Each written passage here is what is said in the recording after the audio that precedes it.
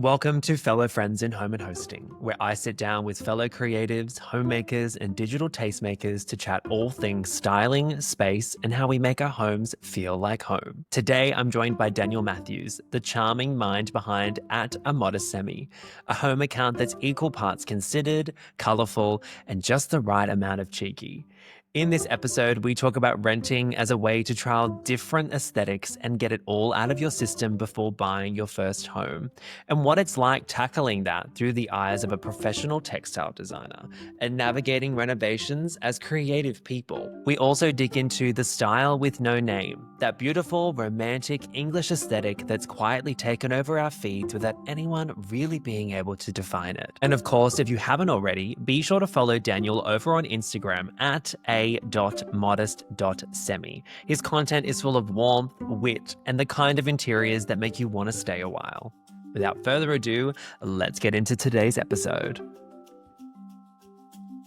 Well, Dan, it's so good to have you on Fellow Friends in Home and Hosting today. Thank you so much for having me. Hello, how are you? I'm so good. How are you? Yeah, I'm good, thank you. It's a bit wet here, but, it's nice to be on a podcast. Thanks for having me. Well, to start us off, I always love to have a little nod to scent because I feel like Fellow Friends in Home and Hosting, we all have like a signature scent or we all are feeling inspired by what's happening around us. So Tell me, what are you burning at the moment? So at the moment, I've just started a new candle. The last one I burnt was by DS and Durga called Big Sur After Rain. I was only burning that one like last week. Yeah, how would you describe that it smelled? Because I couldn't place what it smelled like, so I had to Google it. Well, surprisingly, like when I read the description of it, it was like where it was describing like damp eucalyptus. Yeah, and I was like, oh yeah, that kind of actually smells quite Australian, to be honest. Like it does have that sort of like wilderness eucalyptus kind of scent. I think what Theus and Durga are really good at is that sort of damp, residual, sort of a little bit heavy kind of scent. It's very kind of grounded. That's how I would probably describe it. Yeah, it's so nice. So I've just finished that one. And then at the moment, I'm burning Jo Malone, a British classic. And it's the Cypress and Grapevine. And it's really, really nice. It's like a little bit oody, a little bit viney. And it fills the house with a great scent. And I feel like I'm really drawn to more like the sandalwood ouds, but also like the more fresh viney scents as well. Like Dalesford, which is like a brand in the UK. And they do a tomato vine candle, and it smells so good. It's a bit like the Loewe one, just a bit of a nicer price tag. Yeah. No, green scents are my favorite scents. The Flamingo Estate range as well do really good green scents, like olive tree. They also have a tomato leaf one. They're really good. I love them because they're kind of botanical. Sometimes they can be a little bit floral, but if they've got that sort of depth to them, I don't know, there's just something nice about them that you can burn them year round. Absolutely. Yeah, I'm very much like that. Like once I've got a candle going, I'll take it to the end. Like it doesn't really matter what season it's in. I think I just like to have a nice scent going in the home, really. And I did have one recently that I'm a celiac and I can't eat gluten. And my friend bought me it smelled like a bakery, but it literally smelled like butterscotch, like you wanted to eat the candle. It smelled so good. So yeah, we burned through that one quite quickly. Everyone's like, are you baking? And I was like, oh no, it's just a candle. Yeah, DS and Durga actually have a candle like that. It's called Breakfast Lipstick, and it's got like burnt butter, and it's also got a bit of tobacco in it, and you can buy the car like auto diffusers, and they're only like $16 Australian, and I have that one in my car all the time. And when people get in, they're like, oh my god, your car smells like one of those bougie bakeries at Easter time, because it smells like hot cross buns. And nice. You can also buy the car diffusers and you can stick them in your wardrobe, so then you can like put them in your drawers and stuff like that, and like it's really good because it just makes your wardrobe smell really nice. Oh, that's a great tip. I'm gonna have to have a look into that. Going back to our classic candles, and speaking of Australia, I'm actually burning a candle from Country Road. It's my new recent obsession. I just shared it on TikTok earlier. It is the orange and neroli. But I think it's a good blend because I wouldn't normally go for something that was orange scented. But this actually smells, it's got a mix of amber, vanilla, cedarwood, and then it has the neroli and the orange flower. So it's actually really dynamic. And when you smell it up close, for anyone listening who might want to go try it out at the store, don't take the scent that you get immediately when you sniff the candle because there's a lot more ambient and it smells a lot better when Yeah. it's in a whole room. But I'm obsessed with it. And I'm like, wow, there you go. Like, I just never would have lent on something that was orange, but because it's got that, No. I like amber and I like cedarwood. So I Yeah. think that's why, yeah. Those kind of scents to me feel quite like autumn winter, I guess. There's like a brand in the UK called the White Company, and they do really lovely, like, like mulled orange scent spices, candle scents in the winter, and they're really, Mm. really lovely and warming. Yeah, well, let's start off with your home, the modest semi, as you're known as on Instagram, which I love because it's also kind Oh, of like a thank little bit of you. a tongue in cheek every time I hear it anyway. I don't know if Exactly. you've, yeah, okay, cool. I'm glad that we're on That the was the same page plan. because I was, okay, cool. Anybody that is friends with me know that I like to think I've got a good sense of humor, I like to have a laugh, to make people laugh. And so when started the account, I was like, oh, what's could be like, it's got different meanings. What's the It's like your interpretation home's of got a it? drag name. Yeah, basically, yeah. So there you kind of stuck, and then I was like wobbling about it, and I was like, no, let's just go with it. And here we are, nearly 4 years later. So it's very much a thing now. Yeah, well, it's definitely a hallmark of your account. So can you tell us about the decision that went into buying this particular home? So I've been with my now husband Archie since 2019, and then obviously we won't talk about 2020, but you know what happened there. So I ended up moving south to Essex in that time. I was living north, like in the Midlands of the UK, and we were doing like long distance. And then I ended up moving into his one-bedroom flat, which he owned at the time. And then obviously we were locked in there for a year, and then we were like, okay, let's buy a house together. So we actually put lots of offers in on different houses previous to this one, and they all fell through. Like, we got gazumped by buyers because I think that at the time the government were doing thing called, like, you didn't have to pay stamp duty, so it was making like houses a bit more affordable, and you would be able to, you know, yeah, there was lots of people were moving, sick of where they were living, etc. So we lost out on quite a few houses. Then we took the flat off the market. Then as soon as we took the flat off the market, this house came online. And then because we were still looking on like Rightmove, I don't know what you have in Australia, but like that kind of thing. And and I was like, oh my gosh, it's literally the dream house. I was like, no, like, why are we taking it off? Then it sold, and then we just like forgot about it. And then we put the flat back on the market about 6 months later, and then this house came back on the market and it fell through. The guy just pulled out, didn't want the house anymore. So we were like, felt like the stars were aligning. We came to view it, and it's really funny. I was literally in the house and with the estate agent and Archie, and at the end I was like, we're really interested, and Archie was like, damn, you need to play it cool. And I was like, I'm not playing it cool. Yeah, I don't play things cool. If I'm like excited about something, like, you can just tell on my face. Like, I was like, oh my gosh, fantastic. So yeah, we ended up getting the offer accepted, and then I think it took about 3 or 4 months, and then we moved in September 2021.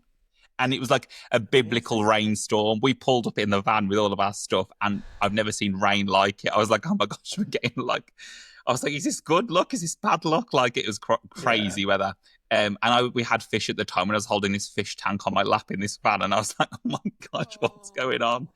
The fish were fine. They are no longer with us, but that's just because of, it was their time. But yeah, we've been in here nearly 4 years now, and it was in 1908, so it's an Edwardian semi-detached, and there's only there's only this house on the street that's like it, and then next door to us are like some like 80s flats, which aren't very visually pleasing. And the rumors are that in the World War, the houses got bombed and like taken out. Mm, Yeah. So we were wow. like the last two houses. And then across the street and down the street, there's lots of other, like, there's a lot of terrace houses and other semi-detached houses, but there's only these two that are like this on the street.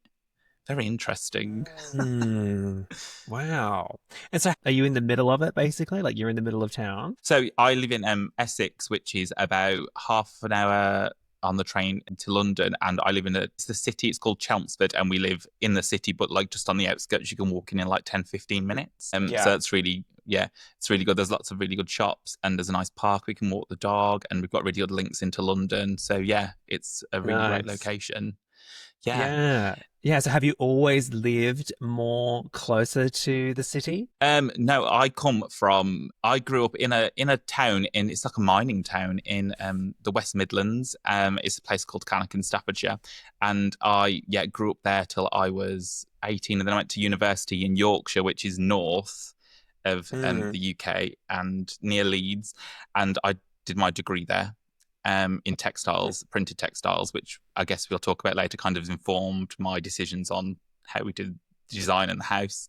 And Yeah. then I had a job, my first graduate job in the East Midlands, so I moved back down.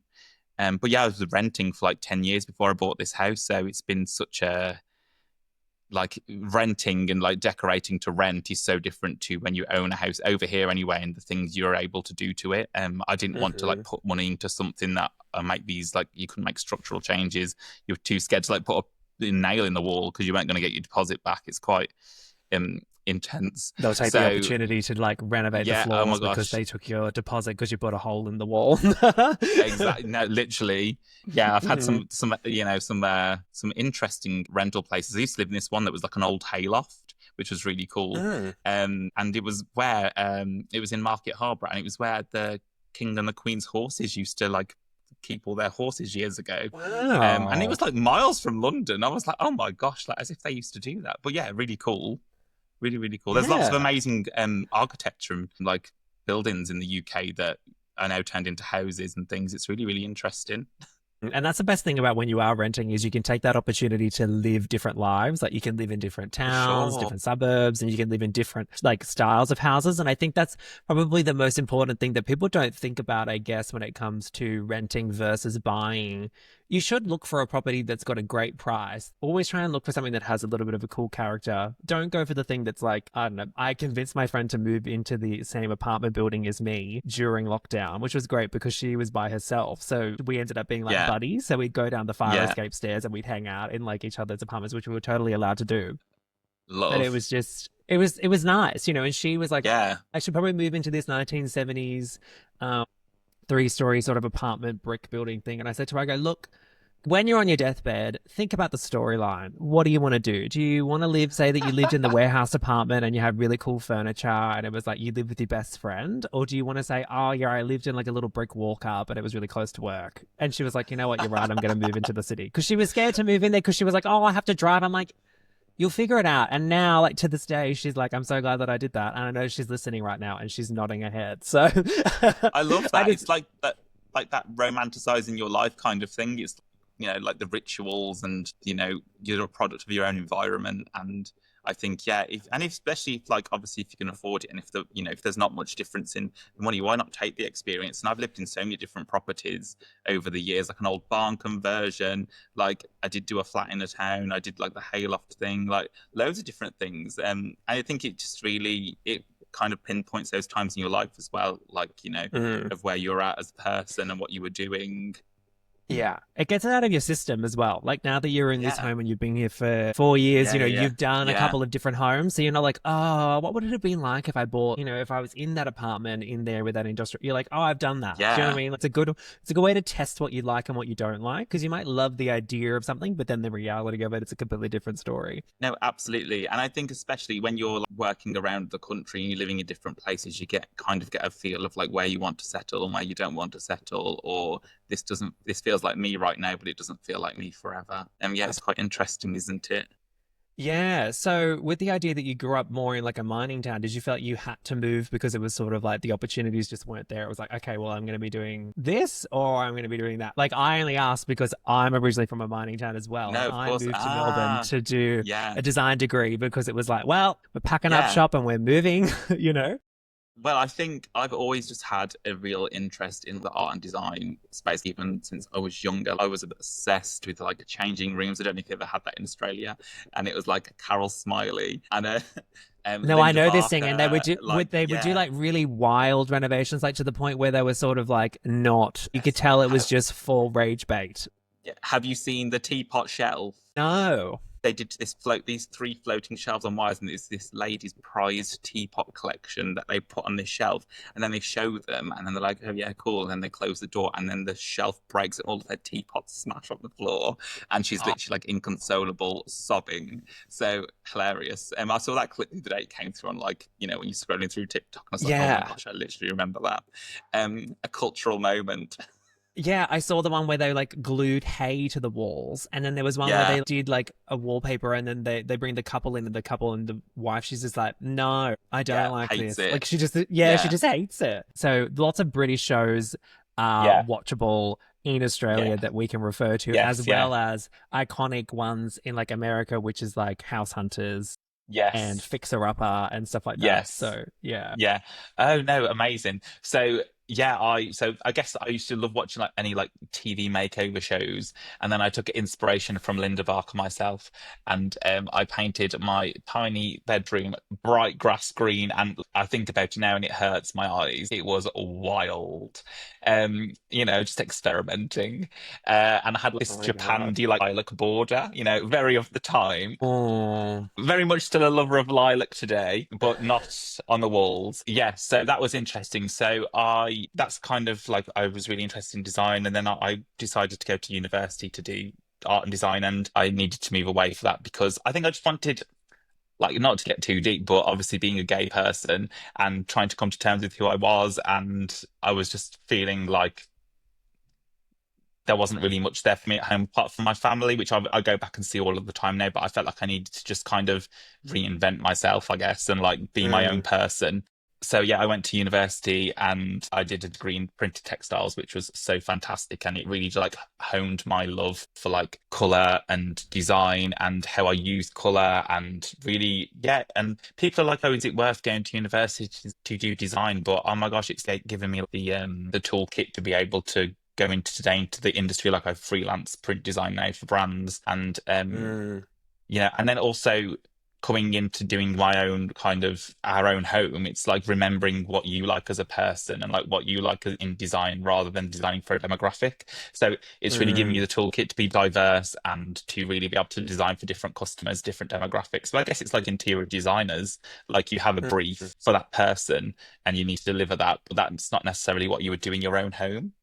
Mm-hmm. Which I think is Um, also a great skill when it comes to social media as well, because you start developing your own style and showcasing it online, but you're also aware that the audience might have a different opinion because people design can be both objective and subjective. And it's the same thing when yeah, it comes to a brief, is that you're fulfilling what other people have given you and it has a certain style and you learn about the yeah, design history of it and you can apply your knowledge. There's actually quite a thorough process that can go into yeah, creating something. But I think a yeah, lot of people confuse it with the art world, in which the art world can be quite subjective.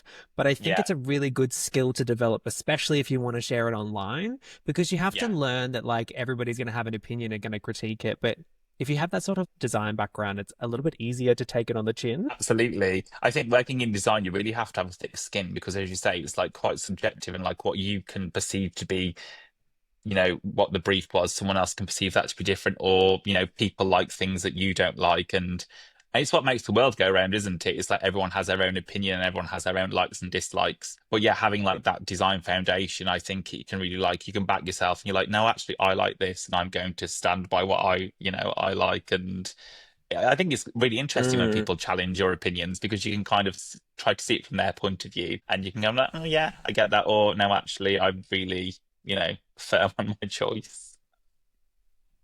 Yeah, I feel like that with styling and doing things online now, that particularly with trends, is that like I sometimes Yes. feel like I'm a kind of a couple of steps ahead. So it's Yeah. very hard to Yeah. hold my tongue when I get comments about certain things, like styling something a particular way or picking a certain color over something else, Yeah. because people just haven't caught up yet or they've watched. The problem is with consuming so much content is that people learn this particular way or style and then they start projecting it onto other creators and Yeah. like anticipating and expecting it to go that way. Like for instance, you've transformed your space so much already, like with your kitchen renovation and also your bathroom renovation, which I love, but I'm Oh, sure thank plenty of you. people had their opinions about the way that you navigated the bathroom space.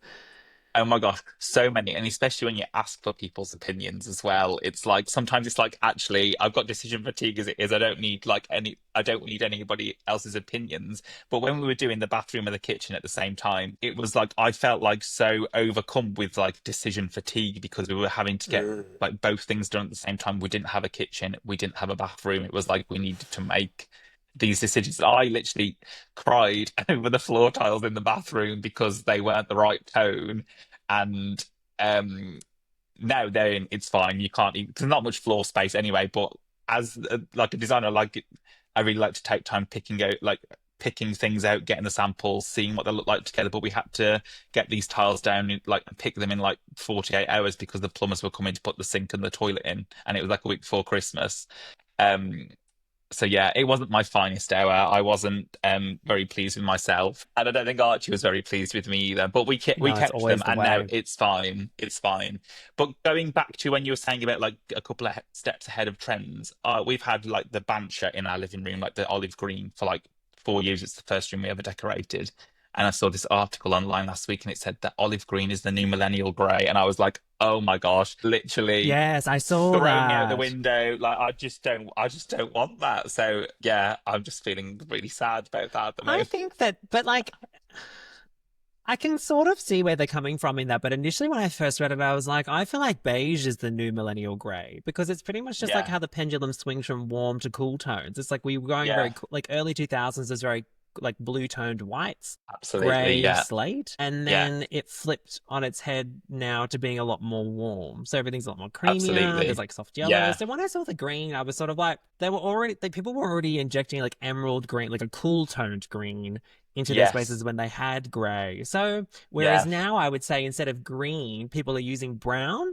Like brown is a lot more yes, popular. Like people were not yeah, using brown as much with grey. So I would say like the new green is brown and like the yeah, new millennial grey is beige.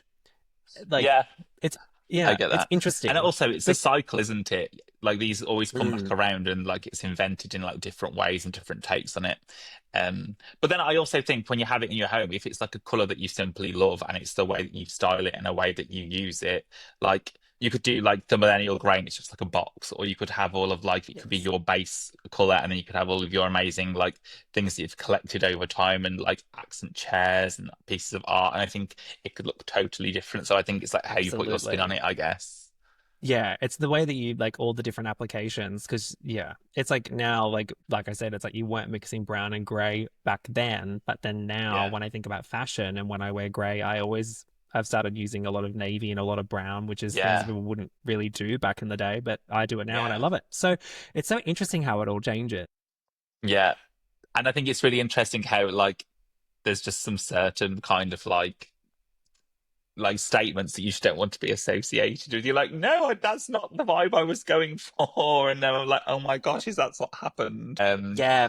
Yeah, Yeah, yeah. It's like meeting people where they're at. It's like, in Australia, it's notorious. Everyone will say anything that's slightly like luxe. They'll be like, oh, it's so Hamptons. It's giving Hamptons. Like okay. they just love saying that everything is Hamptons core. Yeah, And it's just like, how is this Hamptons? Like, but what they're just trying to like talk about the energy or the yeah, vibe, but they can't describe it. So they'll use keywords that they've learned from the internet to help them yeah. define what things are. I've got the words quirky or trendy before, and I'm like, oh, quirky. Like, I don't think it's Quirky. quirky. Yeah, quirky. I think so, because I think obviously I use a lot of color in my home, but it's all very considered and it's all very like there's a plan behind it. It's not just like, oh, let's just see what happens. So if people Yeah. are like, oh, it's very quirky, I'm like, oh, that wasn't actually the brief, but thank you.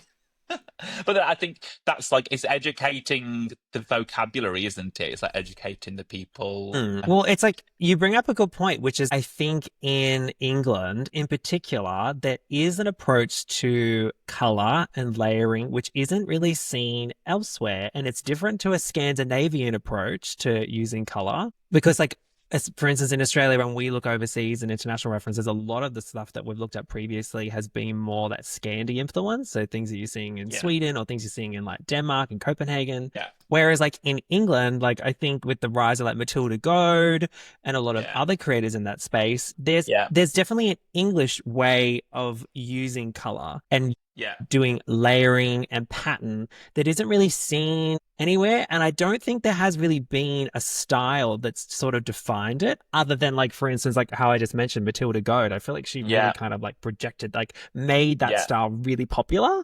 But I wouldn't yeah, necessarily say that she was the one who like I don't like I think it's been around for a really long time, but I think yeah, no one's really defined it yet. So I think that's probably why people are like, oh, it's quirky because they don't know what to say. Because if you were to go, oh, that's Yeah. so like English, it's like Yeah. maybe not what you would think when you think of English, you know? Yeah, I think there's also I don't know if you've heard of Luke Edward Hall. He is a British designer and he's one Mm, of my biggest inspirations. How he uses color in his home is it's very bold. It's not as bold as I would go, but how he yeah, puts print and color and I think it's all about like mixing like old and new as well, like antiques. But then you've got like yeah. the odd couple of new pieces.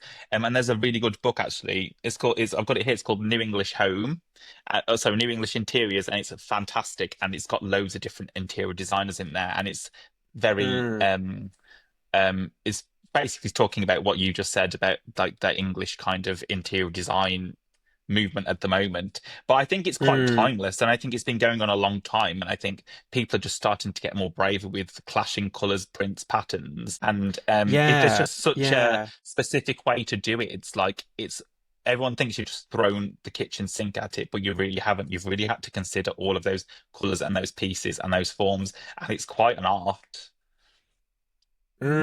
100%. Yeah. And I feel Yeah. like everyone's style is very unique. Like, even when I think of like Matilda B, for instance, she's very popular on Yeah. TikTok because she's Yeah, yeah, based in yeah. England. And then there's also like Kate Spears or Kate Spires. Yeah. She also is Spiders, based in yeah. England and she has a lot of cut. Like you all do it very differently, but there's also a connectivity in the fact that Yeah. it is a style, but yet it hasn't been defined, which I think is Yeah. sort of interesting.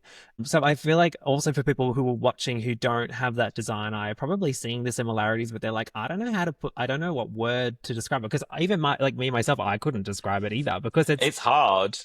yeah, because it's not in that, because it is definitely like English, but it's not the tradition. Like you're not doing like some people are doing the approach where it's like deep burgundies, like Federation style, like deep burgundies, deep Yeah. greens, like the gold Yeah. accents. It's not like that. It's a different style entirely, really. Yeah. Like it's really interesting. There's Yeah. it's a bit like it's elements of like the arts and crafts and it's quite traditional English. Yeah. And there's a group in years ago, it's called the Bloomsbury Group, Vanessa Bell and a couple of other artists that have left my head. And they used to like paint their interiors like hand paint. And there's an artist now called Tess Newell and she goes around and paints like people's cupboards and things.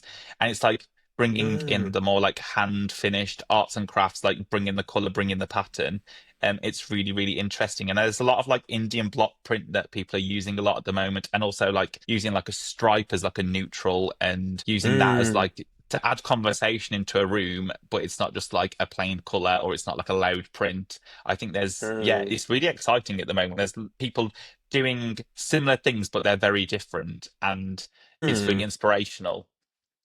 And I love how your style sort of sits somewhere between the quiet luxury and that lived-in charm. So if we were to try and like put it into your own words and your own design philosophy, Mhm. how would you describe it, do you think? I'd say that a modest semi is, I would say it's like the home of like considered color and print. Like, as I said, like everything's very considered. And the pieces that we have in our home are very much like second hand. Like, I'm trawling Facebook Marketplace daily, love an antiques fair, love a charity shop. And like, you just see some people are like, why the hell did you buy that? Then you get it home and you're like, oh my gosh, like it looks great. And I also have a lot of things from like that were my grandparents or things that have been bought by friends or made by friends. And it's like having those bits of like you in the home adds that personality. Mm, Everything's got a story, and that's why I absolutely love like I like collecting things when we go on holiday. I always have to buy something to bring that back. And then it's like, oh, we bought that fish in Barcelona, or it's like it could just be the smallest thing, but it's like my mission every time I go on holiday. I'm like, I've got to bring something back for the house. yeah. Will it fit in the suitcase? I don't know, but we will give it a go. We went to this in January. We went to Barcelona to see Archie's friends. We went to this flea market, and oh my gosh, it was so good. And people were thinking, oh my gosh, it looks mental, but I was literally living my best life. Like there was just so much stuff, and I saw this painting, and it was probably about 3 meters long, and I was like, this man was trying to get me to buy it, and I was like, I really want to buy it, but I just didn't know how I was going to get it home, so it had to stay there. Yeah. Very sad. But I think it's so important to like have that bit of your what like ask yourself what you truly love, and the things that speak to you to put in your home, and that's what kind of makes your style very much your home. Like it's an extension of you. So I Mm, don't really know. I can't really describe my style. I guess it's very much like English. It's like English, traditional English, maybe, but it's kind of got that contemporary edge. And I think when you're looking for the high-low mix, it's like, what can you spend your money on that is you're going to last a long time, like good countertops in your kitchen, good hardware that's really elevates. But then mm, like also mixing things like Primark Home are doing really good things that that's even a little bit cheaper than H&M Home, and it's like they've got great ceramics if you want those smaller trend-led pieces that you can pick up at a cheaper price that you know you're not going to have forever, and mix those. But then you've got like your Bordello kind of like melon bowl, or you've got your linen napkins that are quite expensive. And I think that's how you kind of get the high-low mix, and it kind of gives an eclectic feel because mm, yeah, you've got that. You're not just going into one shop, you saying, I'll take the whole table. Do you know what I mean? I want those plates, I want those mhm, napkins, I want the tablecloth. It's all very thought through and considered. And I think mm. that's we can get like a higher end look for less. Yeah, and I think you do a really good job at showcasing that as well on your profile when you go through the process of developing a space and you show how it comes together. Given that, like, even I think even with your bedroom, Oh yeah. yeah, like Yeah, just like the so we bits and did pieces that like you decided to take on yourself and then other yeah. bits and pieces that you put together. Like, it's really nice how you bring us along on the journey and show people how to do it. Thank you. Yeah, I really enjoyed doing the bedroom. So we had this cupboard that was an original cupboard and it was quite shallow. And originally we were going to rip it out. And I was like, no, like I want to keep the cupboard. But then there was this like void above the cupboard. And we're like, what do we do there? And there's a lady called Sarah Corbett Winder in the UK, and she's like a fashion stylist. Her home is incredible. And she started putting these pediments on like cupboards. And I was like, oh my gosh, we should put a pediment on there. It looks so good. And literally Mm, people dragged you online, what a waste of space, what a waste of storage, da, da, da, da. And I'm like, I literally comment with, it's a bit sassy. I'm like, oh, that's the beauty of having your own home. You can do what you'd like to do. yeah. But like it adds that kind of like bit of texture in the room. And it's all painted the same color as the wall. So it kind of it's Mm, camouflaged, but it gives that different dimension. And then with our mm, bedside tables, they were just from Home Sense, which is like TK Maxx. I don't know if you have that in mm-hmm, Australia. And they were like £50 each. Then we went to the local marble merchant. We got some marble cut for the top because we wanted marble like lids on it, I guess. And mm, it also bought the bedside tables at the right height then for where our bed finished. And then mm, I upholstered the headboard, my first ever go doing it. And mm. the fabric was quite expensive. It was like hand printed in the Cotswolds. But then I thought I was saving money by making it myself. But then I was literally so scared to cut it. I was literally like shaking with the scissors. Like, oh my gosh, if I cut this wrong, we're screwed. And it's like one of my favorite things in the home. I can't wait to upholster more headboards. And then we've got like the chest of drawers was from a local antiques market. It was £40. Um, so it's like all of these things that you kind of bring together and you see like when you're out and about and you're like, oh, that's going to work. And if it doesn't work and you've spent £40 in it, just resell it. It's like, it's Mm, not like kind of the end of the world. You're not spending thousands of pounds on things. mm-hmm, And I really think like bringing fabrics in and like textures, like our bed is just like a standard divan bed, but then we put like a bed skirt on it and then so like mm, elevates and it's not cost you like thousands of pounds for this like hand carved bed, but it's still mm. really comfortable and you get the luxurious look for less.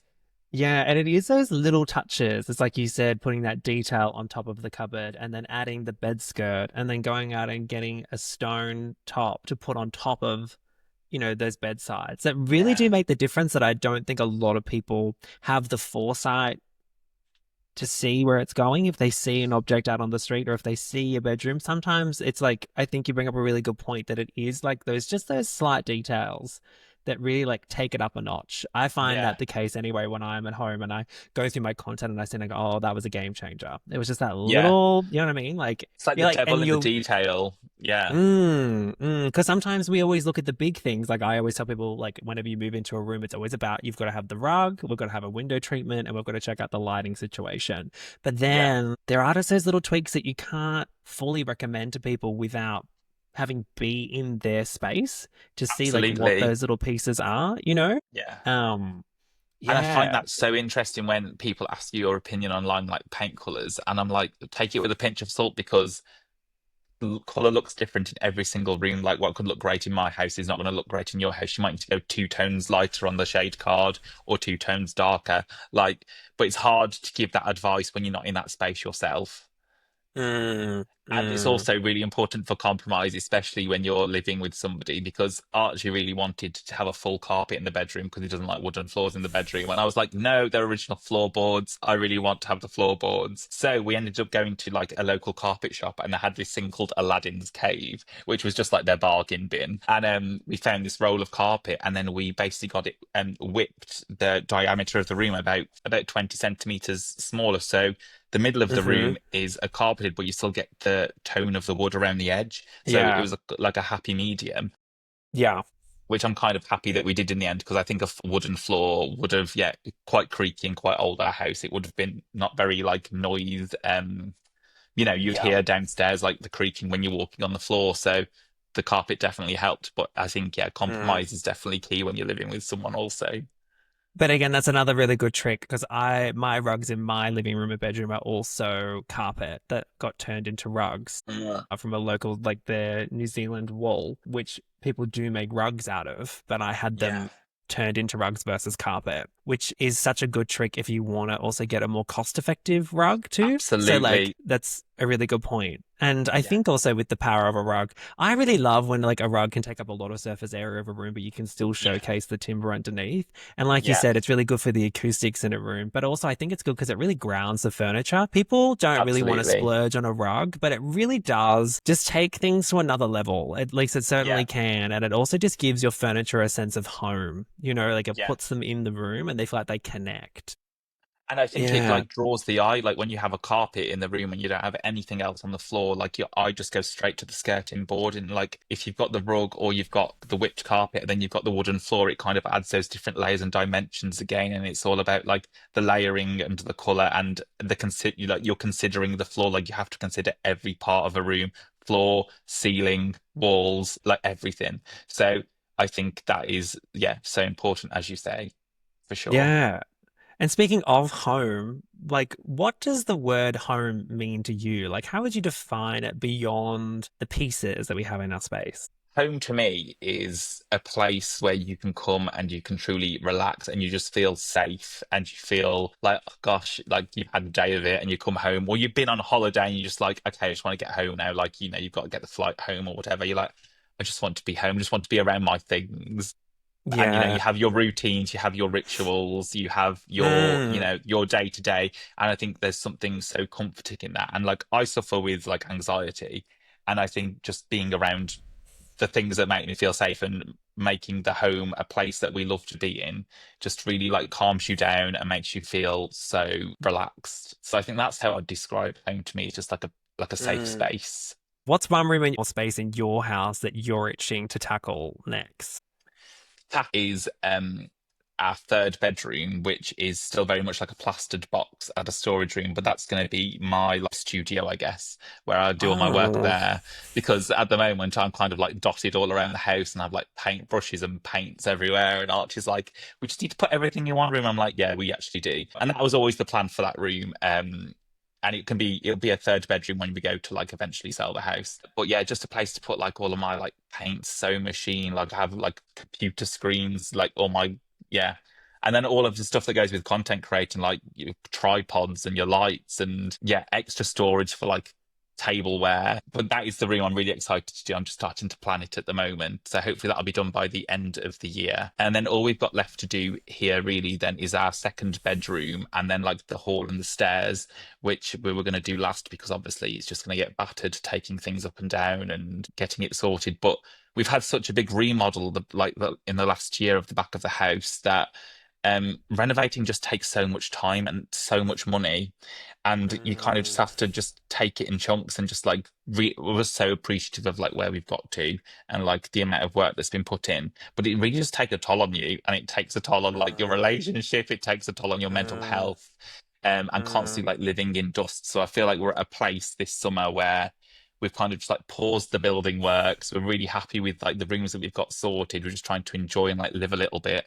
We want to go on mm. holiday if we can. And then, yeah, maybe like when autumn comes, that room just needs like decorating. Like there's nothing majorly like building worky to be done. So, yeah, that is the plan. Fingers crossed. Exciting, but also I'm like Yeah. thinking when you were saying those rooms, I'm like, yeah, but you've also got Christmas in the middle of that you're gonna have to decorate for and do a whole Uh, Christmas content oh, I spiel know. like I'm we already all do. starting.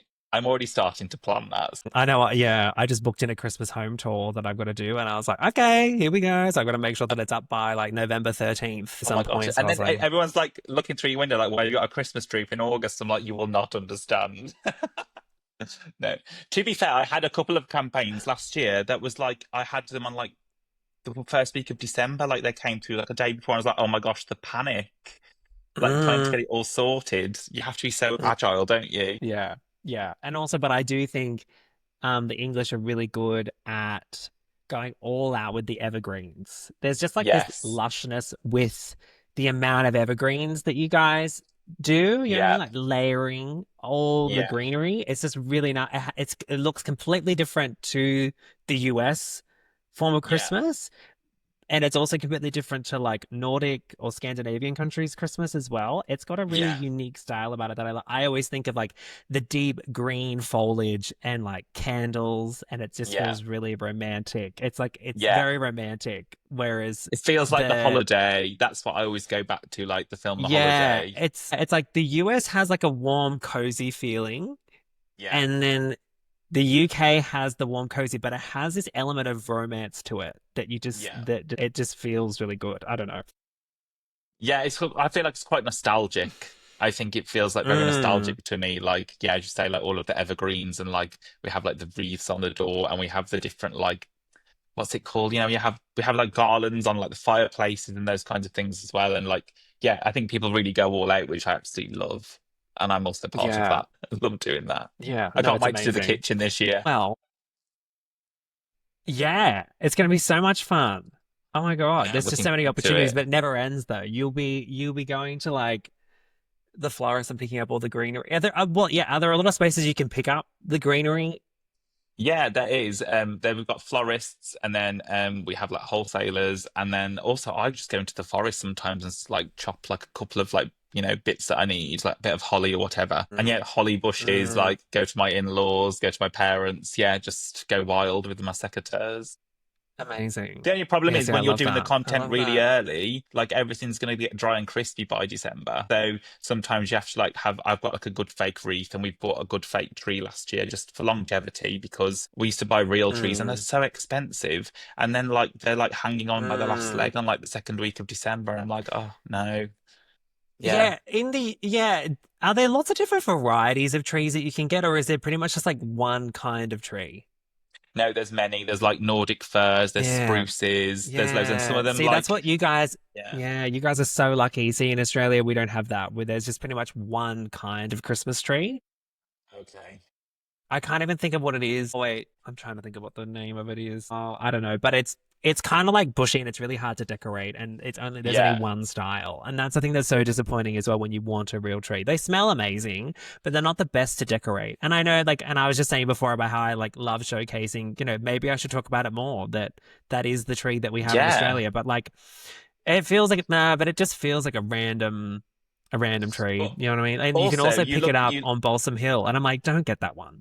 Get a different yeah. one. Like I have like a Norway spruce. Like that's why I have the Balsam Hill trees. Any Australian that wants a different variety of evergreen, get the Balsam Hill tree because you get the look and So good, aren't they? And yeah. we have like the white company version, but I love that the lights are already built in as well. So there's like even light distribution. Perfect. But we Mm. bought, when you buy a real tree, you don't think it looks that big when it's in like outside and then you bring it in the house and you have to like chop the top off because you can't get it in the room. So there's all those things to deal with Yeah. as well. Like a massive gap in the one side that you wanted to like have in the room. So yeah, real trees come with problems for sure. Yeah. I don't know. I don't know. I still feel like I want one. But anyway, Oh maybe yeah, one year do I'll it. Give it a be go. overseas.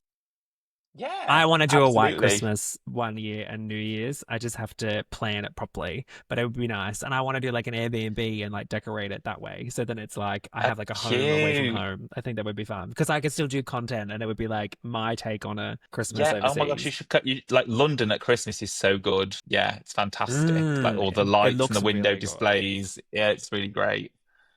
Oh my God, It's really Christmas in sensible. July. Love this chat. um, which leads me on to my speed round because everybody loves a good speed Oh round, but yes, I go call it on. a speed round, but it never is a speed round. So, you know what I mean? Like we're ready to have a chat through it. Yeah, So, for sure. are we a morning person or are we a night owl when it comes to pottering around the house? I was thinking about this, and I think I'm a bit of both. If we like in the evening, like we're going up to bed, I'll quickly pop into the kitchen, like put the dishwasher on, and like have a quick clean Mm, around, mm. and But that's like then a in closing shift. yeah, true, yeah, that is very true. And then like I guess pottering more like morning, mid morning, but again, it depends on my routine. Like Mm, on my content days, yeah, I potter more for sure. yeah. And I really just like just styling corners of the home, like move shopping your own home and moving things around in different rooms as well, which Yeah.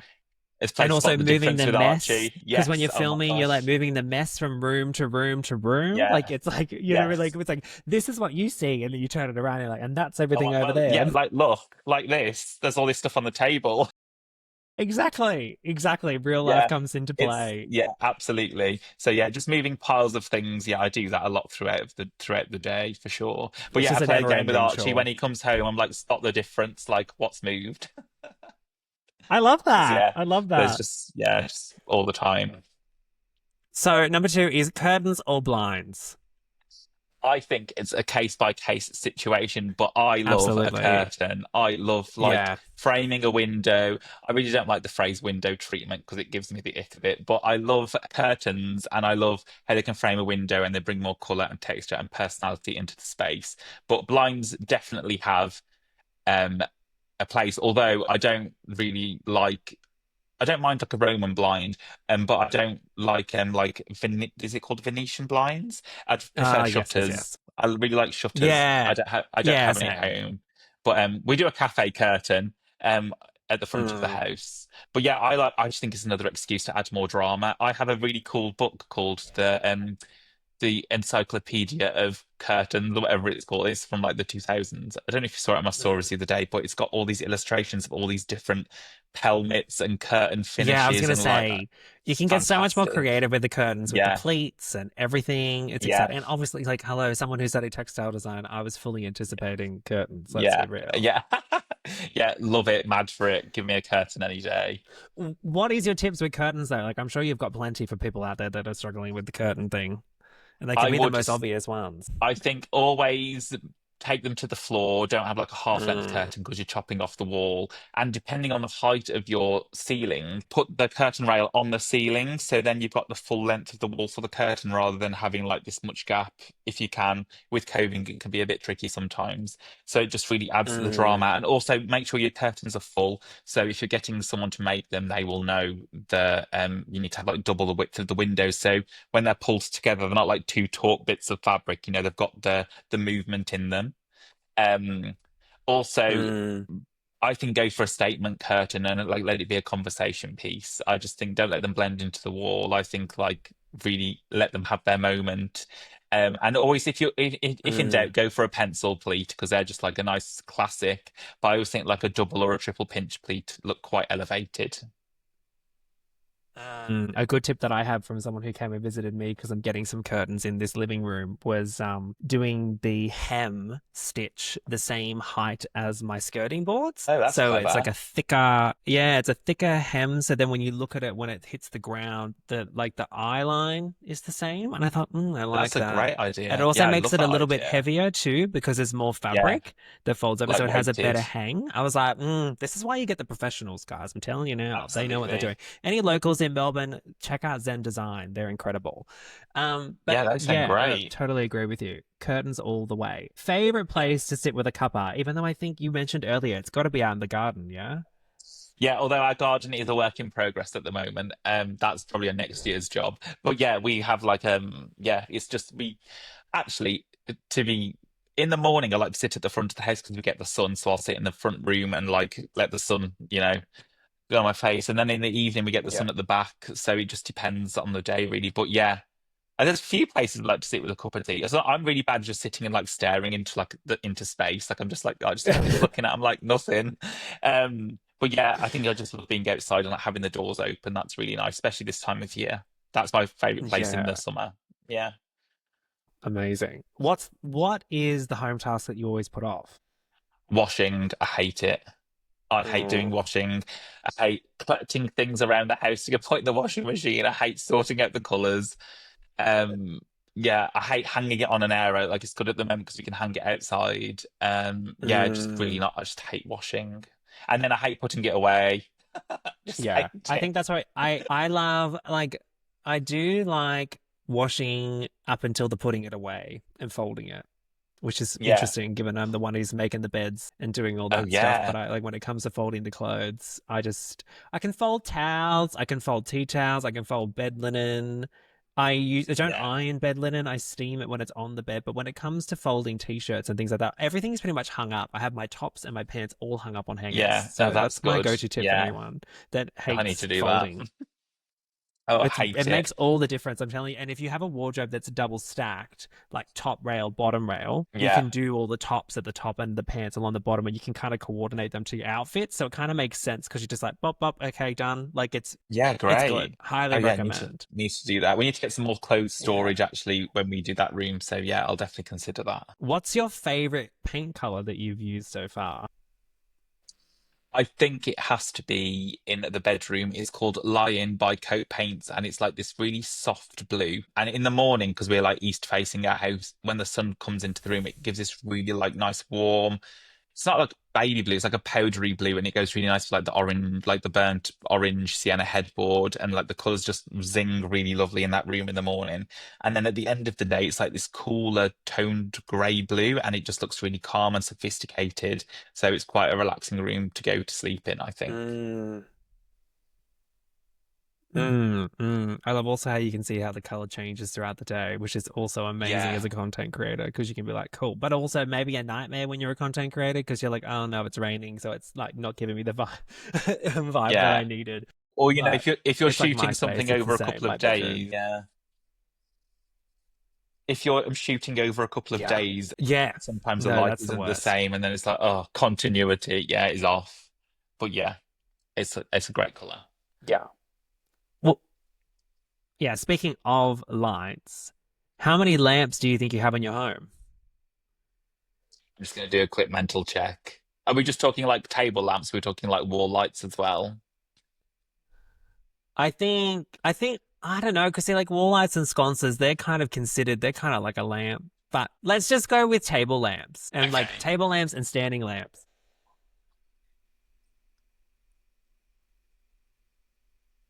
At the moment, 12, but there's room for more. Yeah. I think I've got about nine. And are all of yours, do you have Wi-Fi globes or do you turn them off and on manually every day? Turn them off and on. I just like turning lights That's on and commitment. off. Yeah, I love doing it. This is my newest one. She's massive, but yeah, that's Yeah, plugged in it's here. beautiful. Yeah, it's from Yeah. Birdie Ski, which is a Norfolk designer, and they're just such a lovely brand. And this is like hand like mosaic. It's beautiful, like all hand Mhm. place. But yeah, it's very Yeah. heavy. Yeah, no, it looks beautiful. I love it. That's the thing. Like with my globes, I've got them all hooked up to Oh, Google that's Home. They're the good. Genio globes. So I just tell Google to turn them on and off every day. But I've also got them on my hallway globes. So when I get home, I just like tell Google, turn the lights on, turn the lights off, and it just does it Oh, for me. And that's it's so good. fantastic. And you can also Yeah. adjust the temperature and the hue, and you can adjust the brightness. So it's great too, because Oh, sometimes love. the globes can have different payoffs. Yeah, I Yeah. do recommend the Genio Yeah. ones are good and they last a really long time. Only issue is I think that they do affect your power bill, but like Okay. not by too much. Not by too No. much, I don't think. Good to know. Yeah. No, Yeah. we've got so many different levels of lighting in the kitchen because we got to design it from scratch. I did this full mental lighting plan for the electrician, and he said he was very impressed. I was like, "Oh, thank you." Yeah, Oh, lots of like wall lights as well because I don't like the big light normally. mm, No, no big yeah, light. yeah, Yeah, yeah. Light at different levels, eye levels is really important, I think, for sure. for sure. Yeah, definitely. What's your go-to weekend ritual at home? I'd say a Saturday can definitely vary. Depends if we're seeing family or we're usually here, there, or everywhere. But a Sunday, we usually get up quite early and we take the dog over our local country park and have a coffee and just walk the dog together, which is nice because in the week Archie goes to work really early. So I walk the dog on my own. And then we probably go and quickly do a food shop, and then we just spend the rest of the day like pottering at home, or yeah, just having a bit of a chill, or I'm probably editing something and just cutting the grass in the garden. Like, yeah, we just like to be at home as much as we can when we can, because my family don't live close by. Sometimes we can be away like quite a few weekends, like consecutively. Mm, So yeah, when we mm. get the chance to be at home, yeah, that's like the favorite weekend ritual for sure. On a Sunday, just pottering around. Amazing. And so if your home had a soundtrack, what song would be on repeat? I was thinking about this, and I was like, "Oh my gosh, I feel like I have a different soundtrack throughout the day. Never mind, Yeah, just well, like like, one what's your vibe? soundtrack." Like, what? Yeah, I think, yeah, maybe like the soundtrack. Like, what's the playlist we're playing? So usually, like it's like thousands pop, but I love so this. I love like Celine Dion, Cher. Believe is on at least once a day. Yeah. We love like yeah, a bit of Leanne Rimes, like all of the great girls, Shania Twain, they're all playing. But then in the evening, if you want something a bit more like chilled, we love the film Call Me by Your Name, and like that soundtrack is so good. Like Sufjan Stevens, Mystery of Love, that's a great song. And we're really into an Irish like country singer at the moment. She's called CMAT. I don't know if you've ever heard of her. No. I'll give her a listen. She's fantastic, and yeah, she's just got quite big this year. Like think she's like blowing up a bit. She's got a new album coming out soon. But there's this song called "I Want to Be a Cowboy Baby," and it's such a good song. You've got to listen.